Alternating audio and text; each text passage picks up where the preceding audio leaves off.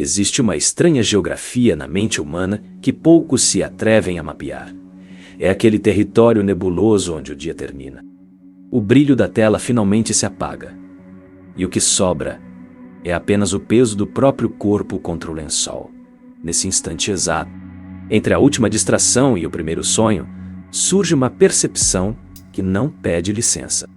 A sensação de que estamos vivendo uma vida que não nos pertence inteiramente, não por falta de posses ou conquistas, mas por uma falta crônica de nós mesmos dentro da própria história. Caminhamos por ruas familiares, trocamos palavras de cortesia, cumprimos as métricas de produtividade que o mundo nos impôs, mas existe um observador interno, escondido atrás dos olhos, que sente que a experiência de estar vivo se tornou bidimensional. As cores não parecem tão vibrantes.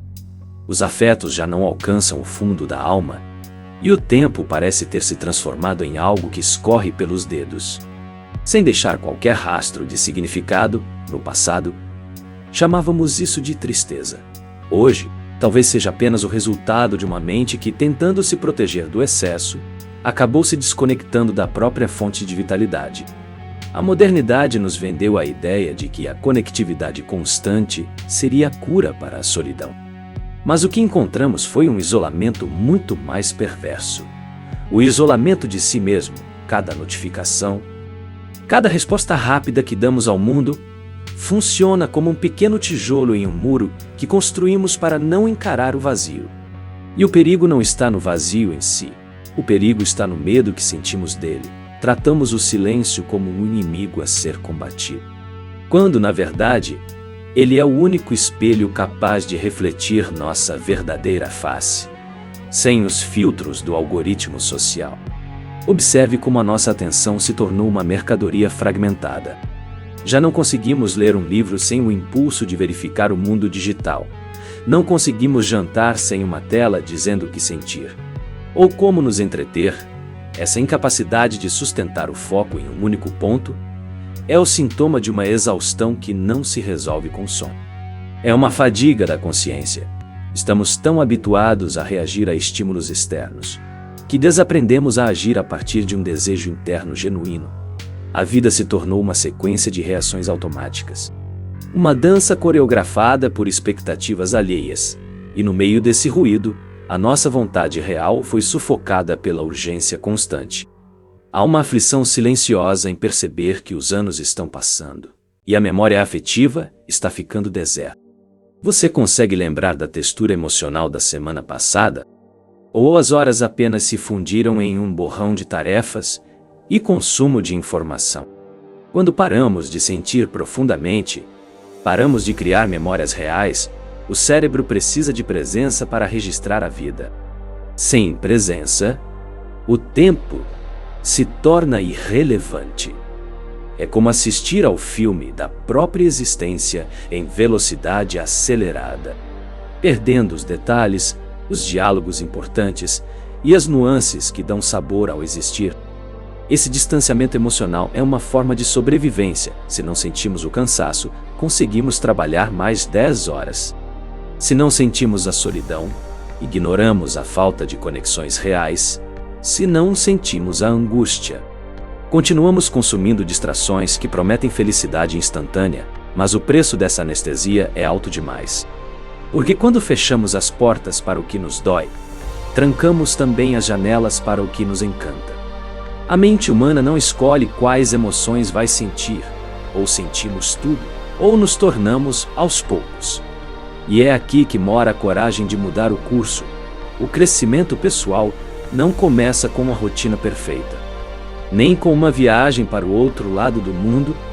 Ele começa no instante em que você decide permanecer em silêncio, sem distrações, e aceita o que surgir desse encontro consigo mesmo. No início virá a inquietação.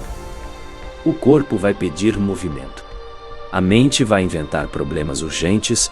A ansiedade vai bater à porta como um convidado indesejado, mas se você persistir, algo começa a acontecer. As camadas de ruído começam a baixar, como sedimentos em um copo de água agitado. As preocupações artificiais vão se depositando no fundo, e a consciência começa a ficar límpida novamente. É nesse estado que você começa a ouvir os sussurros da própria intuição, desejos esquecidos, enterradas sob obrigações e convenções. Então você percebe algo importante. Sua identidade não é o seu cargo, não é sua aparência, não é o que os outros pensam de você. Sua identidade é o espaço sagrado onde a consciência acontece. É aprender a habitar o próprio corpo. Exige uma inteligência contemplativa que o mundo moderno despreza. É olhar para uma árvore, para alguém que você ama, ou para o próprio reflexo, e enxergar além da superfície. A profundidade da vida não está na quantidade de experiências acumuladas. Está na qualidade da atenção que dedicamos a cada uma delas. Um único café tomado com presença absoluta vale mais do que um mês inteiro de distrações luxuosas vividas através de uma tela. Você não está quebrado por sentir esse vazio. Você é apenas uma alma tentando sobreviver em um sistema que prospera com a sua fragmentação.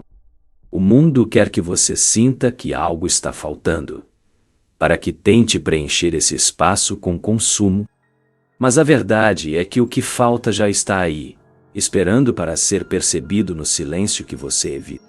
A cura para esse esgotamento invisível não é mais informação, é mais espaço, mais silêncio, mais presença. O silêncio não é ausência. É uma presença absoluta que revela cansaços que vínhamos ignorando. E quando paramos de fugir de nós mesmos, o mundo ao redor também começa a mudar. As conversas se tornam mais verdadeiras. As escolhas ficam mais alinhadas com nossos valores. E a sensação de estar vivo volta a ter textura, peso e gravidade a partir desse ponto. A inteligência deixa de ser apenas acúmulo de dados. Ela se transforma em sabedoria aplicada ao cotidiano. Você aprende a filtrar o que merece seu tempo, sua energia, sua atenção. Aprende a dizer não ao que é barulhento e vazio, para dizer sim ao que é silencioso e fértil. A verdadeira abertura mental não está em novos conceitos externos. Ela nasce quando abandonamos crenças antigas que já não servem mais à nossa essência. É um retorno à simplicidade.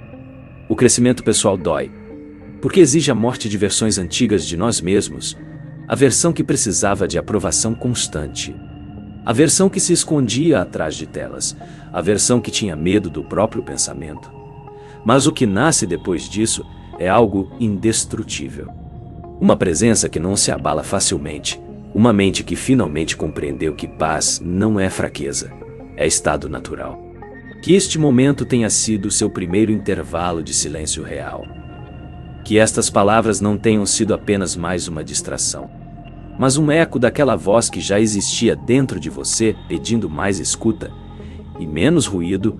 O caminho de volta para si mesmo é longo, mas cada passo dado em direção à presença absoluta é uma vitória contra o automatismo. Porque a vida não foi feita para ser apenas resolvida, ela foi feita para ser sentida, com cada poro da alma no aqui e agora, sem atalhos. Afinal, o que aconteceu com a sua mente enquanto você tentava não sentir?